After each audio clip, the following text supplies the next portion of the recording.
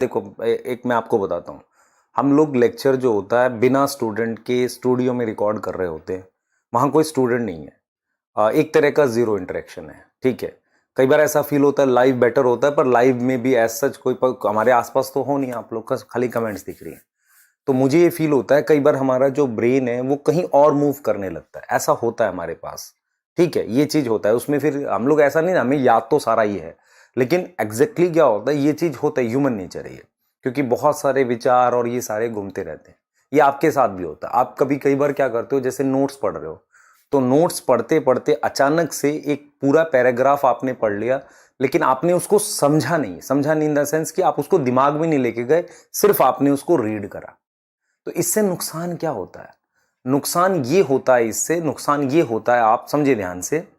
नुकसान ये होता है इससे कि वो पैराग्राफ समझ नहीं आए। तो हमारे साथ भी ऐसा होता है, ठीक है। इसके लिए मैं पहले ही बता रहा हूँ, मतलब मैं ऐसा कुछ हिडन नहीं है। कई बार बच्चे क्या करते हैं, मतलब टीचर को समझते हैं they are extraordinary person, ऐसा कुछ नहीं है बेटा।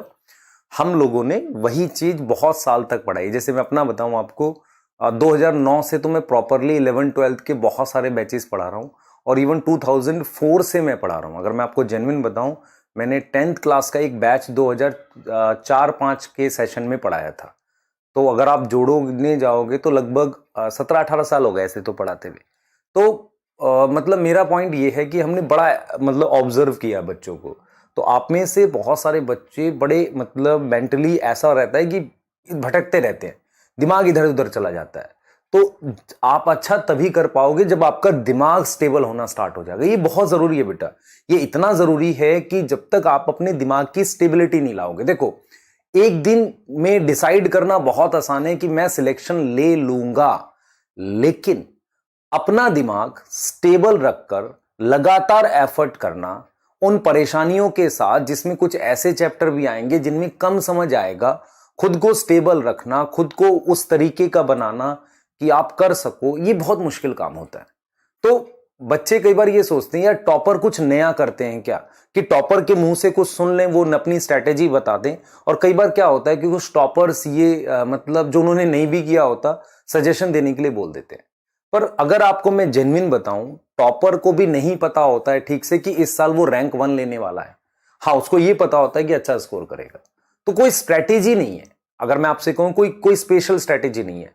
स्ट्रैटेजी सिर्फ ये है कि जितना ज्यादा आप अपने अंदर positivity, proper self control, self impose discipline, ऐसी चीजें अगर ला पाए और अपने टारगेट को डेली आप देखो कि मैं कैसे कैसे आगे बढ़ रहा हूं, रेदर आप एक दिन जगो और सीधे बोलो मैं नीट में AIR-1 लेके आऊंगा।